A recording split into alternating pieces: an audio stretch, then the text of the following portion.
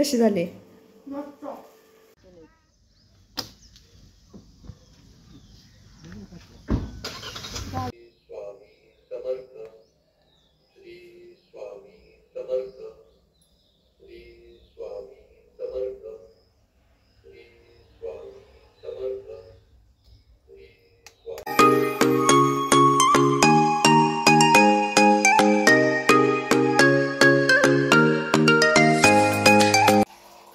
नमस्कार, मी सविताज लाईफस्टाईलमध्ये तुमचं अगदी मनापासून स्वागत आहे आणि तुम्हा सर्वांना श्री स्वामी समर्थ। तर दुपारचे वाजलेत 2:30 आणि आपल्या व्हिडिओला झाली आहे सुरुवात। आज दुपारीच व्हिडिओला सुरुवात केली आहे, त्याला एक कारण तसंच आहे, दीदी आली आहे त्यामुळे व्हिडिओला दुपारी सुरुवात झाली आहे। तर आता दीदीसाठी बनवायची आपल्याला कच्ची दाबेली, तिला खायची आहे। त्यामुळे आता इथं मी काय केले, बटाटे उकडून घेतलेत आणि चिंच पण आपली गरम पाण्यामध्ये भिजू घातलेली आहे। तर पाहता ही चिंच भिजू घातली आहे, हिचा कोळ काढून घ्यायचा, गाळून घ्यायचा।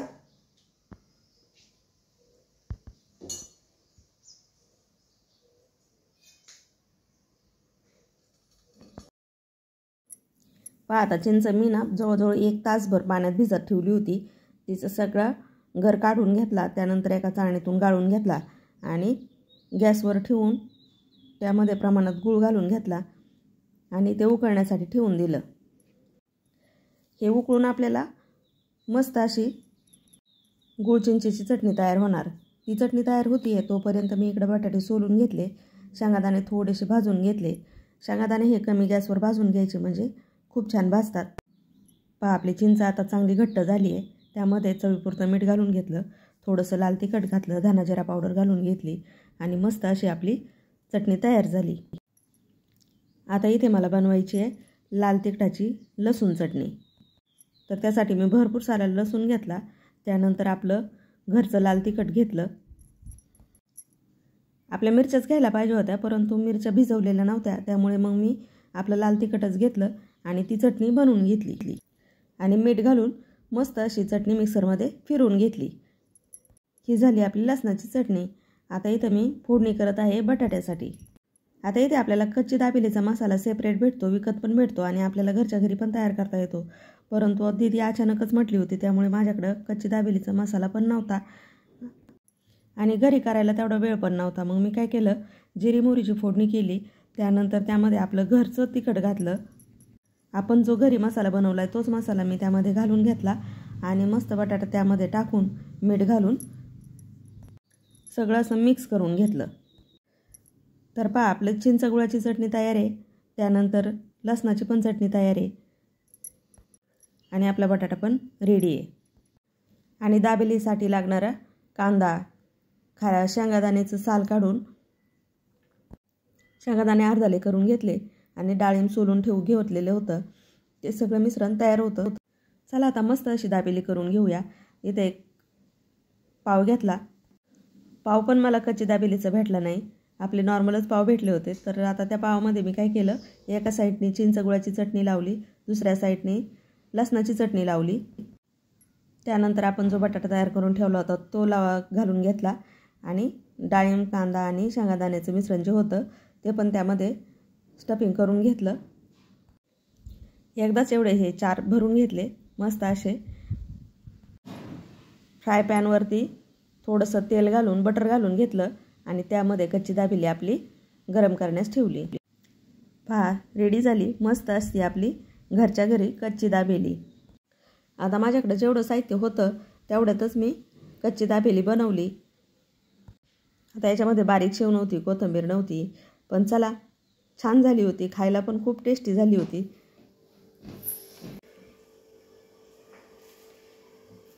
कशी झाली? छान झाली ना?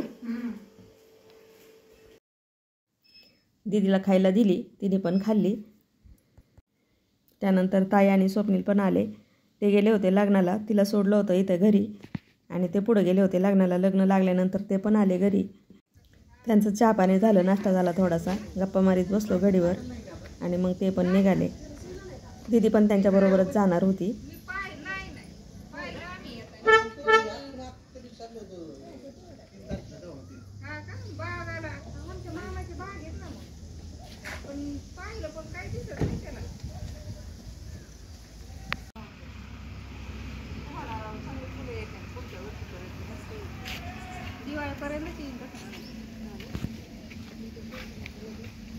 कसं आहे बरोबर.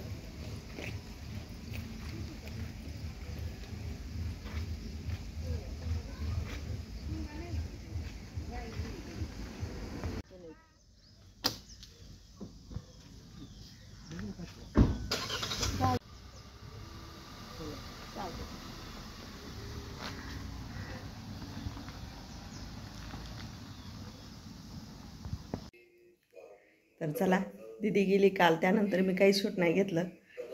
स्वयंपाक वगैरे सगळा केला, दमलो पण भरपूर होतो. तर आता आज मला करायची आहे देवपूजा.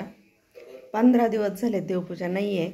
तुम्हाला माहितीच आहे, सुतक पडलं होतं, सुतकानंतर अडचण आली, त्याच्यामुळं मग देवपूजा झालीच नाही.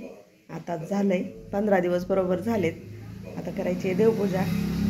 चला तुम्हाला दाखवते. माझ्या देवघराची अवस्था भरपूर खराब आहे. हे पहा, देवपूजा करत असतानाच आम्हाला गावाकडून फोन आला होता की सुतक पडलंय म्हणून असं झालंय.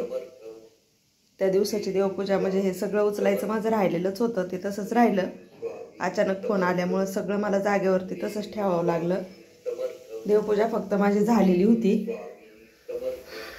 चला तर आता हे सगळं देवघर काढूया. देवघर साफ करून मस्त अशी आपली देवपूजा करून घेऊया.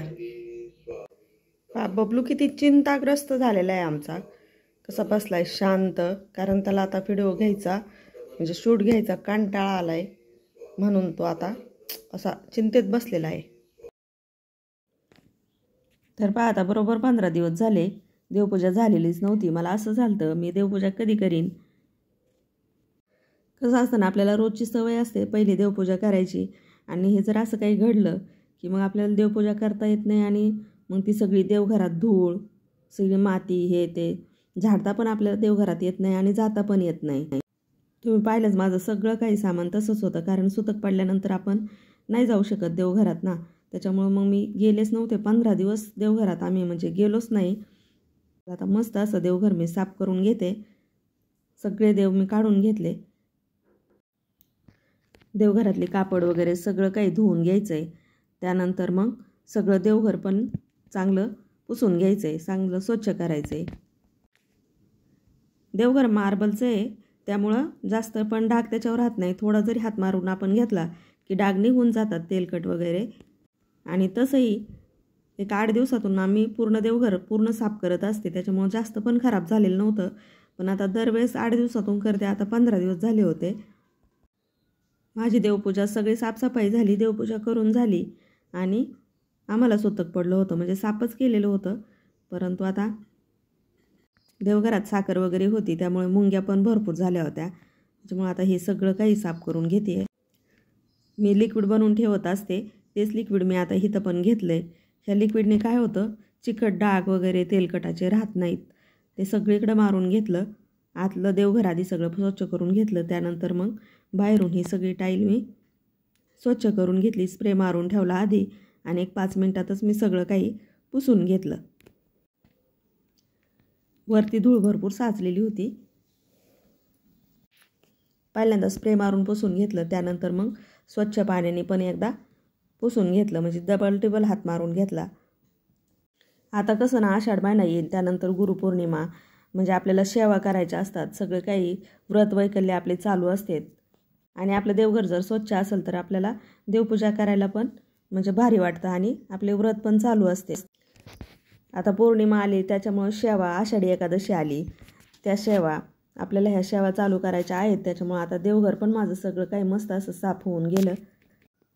आता हे पितळाचे भांडे जे देवघरातले होते ना, ते इतके खराब झाले होते ना, पूर्ण असे काळे काळे पडलेले होते 15 दिवसातच. बाहेरचं वातावरण पण खराब असल्यामुळे ते अजूनच त्याच्यावर डाग जास्त पडलेले होते. सगळे काही स्वच्छ करून घेतलं. मी देव पण बाहेरच घेतले होते. ह्यावेळेस मी देव लिंबू आणि मीठ याने साफ केले, आणि बाकीच्या भांड्यांना, तांब्याच्या भांड्यांना पावडर वापरली, कारण ते भांडी जास्तच खराब असल्यामुळे ते काही निघाणातच लिंबूने आणि त्याने. तर मग मी त्यांना भैया पावडर वापरली, आणि देवांना लिंबू आणि मीठ वापरलं. लिंबू आणि मिठाने पण देव आपले खूप छान निघतात. आणि त्यानंतर आपण चिंच आणि मीठ जरी घेतलं तरी देव आपले स्वच्छ निघतात.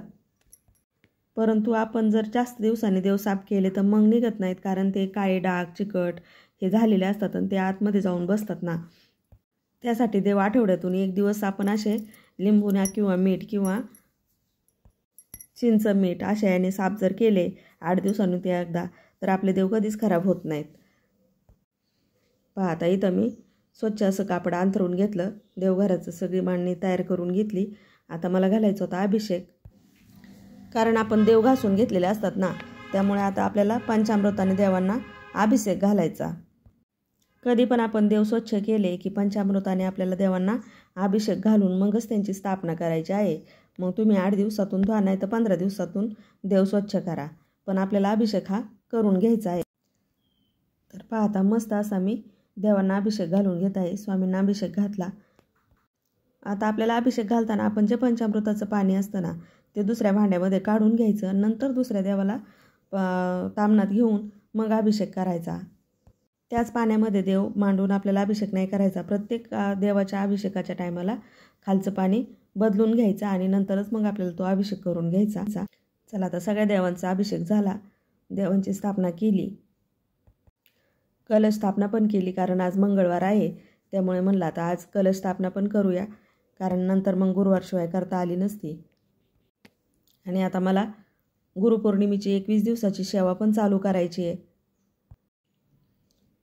मस्त अशी माझी देवपूजा झाली, दिवे लावून घेतले, त्यानंतर आरती करून घेतली, कारण संध्याकाळचे 6 वाजलेलेच होते.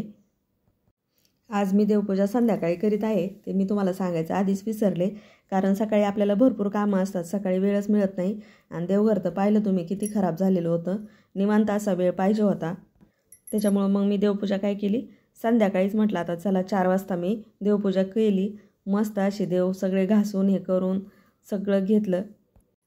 हे सगळं करण्यासाठी मला जवळजवळ 2 तास लागले. तर 15 दिवसातून आज पूजा झाल्यामुळे इतकं प्रसन्न वाटत होतं ना, मन पण खूप आनंदी झालं होतं. चला तर मग आता मी इथेच व्हिडिओचा एंड करते. व्हिडिओ आवडला तर लाईक करा, शेअर करा, सबस्क्राईब करा. परत भेटूया अशाच एका छानशा व्हिडिओबरोबर. तोपर्यंत धन्यवाद. श्री स्वामी समर्थ.